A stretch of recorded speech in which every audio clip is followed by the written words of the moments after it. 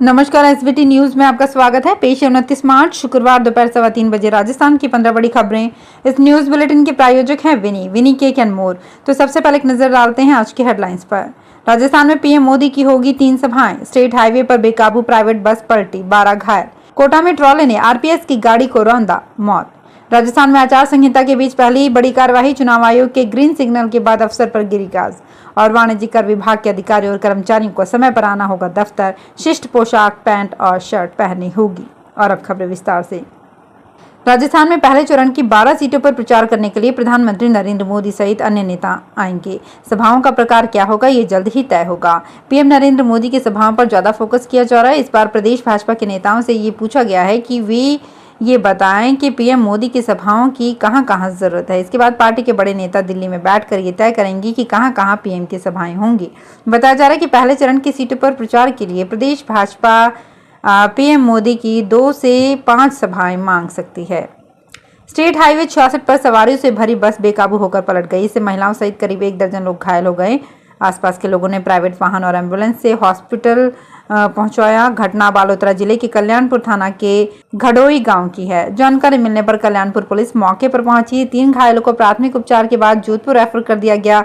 Police ने घटना की जांच शुरू कर दी है। स्थानीय लोगों के मुताबिक सवारियों से भरकर बस समदड़ी से कल्याणपुर होते हुए जोधपुर की तरफ जा रही थी। स्टेट हाईवे 66 घड़ोई के पास बेकाबू बस सड़क से नीचे उतरकर पलट गई। बस में 30-35 सवारियां सवार थी।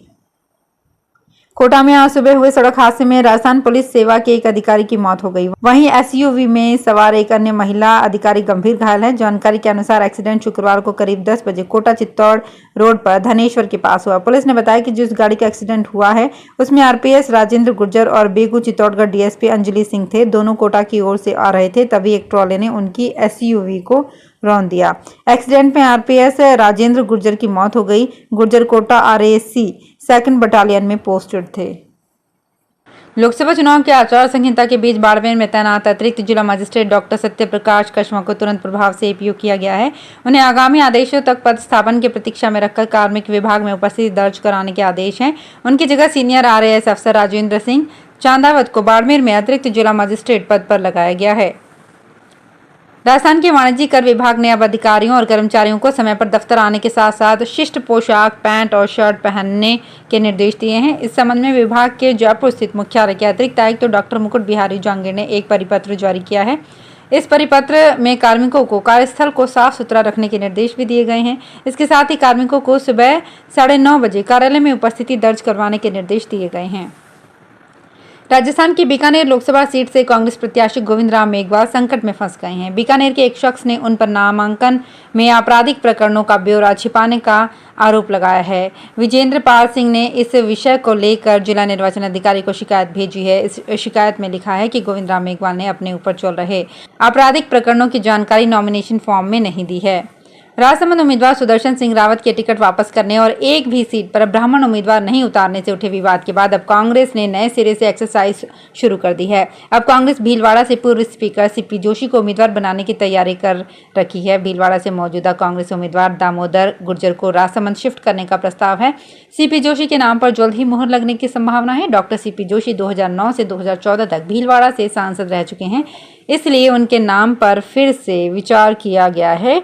प्रदेश में इस बार कांग्रेस के एक भी सीट पर ब्राह्मण चेहरे को टिकट नहीं देने के विवाद के बाद विवाद शुरू हो गया है। पहले सीपी जोशी लड़ने को तैयार नहीं थे। केंद्र और राज्य के सीनियर नेताओं के कहने के बाद जोशी तैयार हो गए हैं।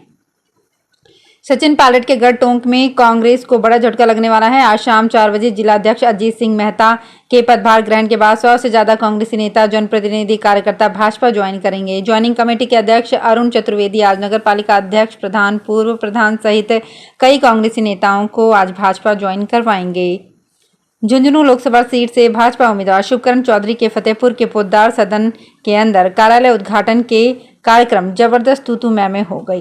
भाजपा के प्रदेश प्रवक्ता और विधानसभा चुनाव में फतेहपुर के प्रभारी रहे कृष्ण कुमार जांदू और वहां मौजूद कार्यकर्ताओं के बीच जमकर बहस देखने को मिली। भाजपा नेताओं के बीच बचाव करने के बाद मामला शांत हुआ। विधानसभा चुनाव में टिकट नहीं मिलने को लेकर चुनाव लड़े मधुसूदन भिंडा और फतेहपुर के पूर्व विधायक नंदकिशोर महरिया समेत अन्य जनप्रतिनिधि 2 दिन पहले जयपुर के भारतीय जनता पार्टी कार्यालय पर भाजपा में शामिल होने के लिए पहुंचे थे, लेकिन वहां इन नेताओं को भाजपा में शामिल नहीं किया गया। केंद्रीय विद्यालय संगठन ने प्रवेश सूचना 2024-25 का नोटिफिकेशन जारी कर दिया है। शैक्षणिक वर्ष 2024-25 के लिए केंद्रीय विद्यालयों में प्रवेश कक्षा 1 के लिए ऑनलाइन रजिस्ट्रेशन 1 अप्रैल सुबह 10 बजे से होगा। 15 अप्रैल शाम 5 बजे बंद होंगे। प्रवेश विवरण वेबसाइट पर उपलब्ध है। कक्षा 1 में प्रवेश के लिए न्यूनतम आयु 6 साल होगी। सभी कक्षाओं के लिए आयु की गणना 31 मार्च के अनुसार होगी। सीटों का आरक्षण उपलब्ध केवीएस प्रवेश दिशा निर्देश 2024-25 के अनुसार होगा। राजस्थान में आम चुनाव से पहले अलग अलग एनफोर्समेंट एजेंसियों ने मार्च महीने में रिकॉर्ड जब्ती का काम किया है। महीने की शुरुआत से अब तक नशीली दवाओं, शराब, कीमती धातुओं, मुफ्त बांटी जाने वाली वस्तुओं और अवैध नगद राशि के रूप में करीब 314 करोड़ रुपए की कीमत की जब्तियां की गई है। निर्वाचन विभाग के निर्देश पर आदर्श आचार संहिता लागू होने के बाद 16 मार्च से अब तक एजेंसियों की ओर से पकड़े गए सामान की कीमत 215 करोड़ रुपए से ज्यादा है। मुख्य निर्वाचन अधिकारी प्रवीण गुप्ता ने बताया कि प्रदेश में अलग अलग एजेंसियों की ओर से संदिग्ध वस्तुओं और धन के अवैध उपयोग पर कड़ी निगरानी रखी जा रही है। बाड़मेर जैसलमेर जिले की पानी सप्लाई 2 दिन तक बंद रहेगी। बाड़मेर लिफ्ट प्रोजेक्ट के फर्स्ट चरण के बीकेजी स्थित पंप हाउस में 2 बटरफ्लाई वाल्व बदलने, मोहनगढ़ में साफ सफाई और 0 पॉइंट पर लीकेज ठीक करने को लेकर मोहनगढ़ से होने वाली नहरी पानी की सप्लाई बाधित रहेगी। प्रोजेक्ट एक्सीएन मोहनगढ़ नरेंद्र सिंह भाटी के मुताबिक मेंटेनेंस वर्क के लिए प्रोजेक्ट की ओर से 36 घंटे का शटडाउन लिया गया है। गुरुवार शाम 4 बजे से शनिवार सुबह 4 बजे तक 36 घंटे नहरी पानी बंद रखी जाएगी। इससे लिफ्ट प्रोजेक्ट से जुड़े बाड़मेर शहर और ग्रामीण जैसलमेर शहर तथा बाड़मेर जैसलमेर आर्मी की पानी सप्लाई बंद रहेगी। लोकसभा चुनाव में दौसा सीट के लिए जिले के 5 विधानसभा क्षेत्र, अलवर जिले की थानागाजी विधानसभा एवं जयपुर जिले की चाकसू व बस्सी विधानसभा क्षेत्र के मतदाता चुनाव में अपने मत का प्रयोग करेंगे। इन 8 विधानसभा क्षेत्रों में कुल मतदाता संख्या 18,92,354 है, जो अपने वोट का प्रयोग करते हुए दौसा का सांसद चुनेंगे। इन मतदाताओं में पुरुष मतदाता 9,99,939 और महिला मतदाता 8,92,410 और थर्ड जेंडर मतदाता की संख्या 5 है।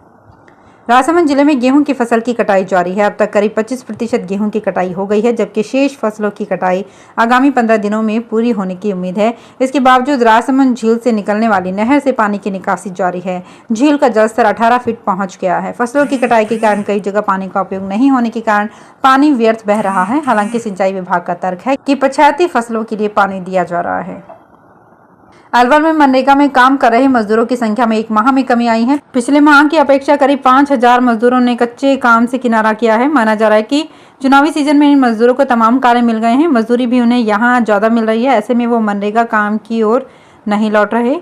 जनवरी और फरवरी माह में 21,000 मजदूर कार्य कर रहे थे। ये कच्चे कार्यों के अलावा बांधों की मरम्मत आदि में लगाए गए थे। इस माह का आंकड़ा घटकर 16,000 आ गया है। बताया जा रहा है कि अप्रैल में करीब 3 से 4,000 लेबर और कम हो सकती है। तो फिलहाल इस बुलेटिन में इतना ही। फिर हाजिर होंगे कुछ और बड़ी खबरों के साथ। अगर आप भी अपने आसपास की छोटी बड़ी और महत्वपूर्ण खबरों से अपडेट रहना चाहते हैं तो सब्सक्राइब कीजिए हमारे चैनल एसपीटी न्यूज को और प्रेस कीजिए बेल आइकन पर।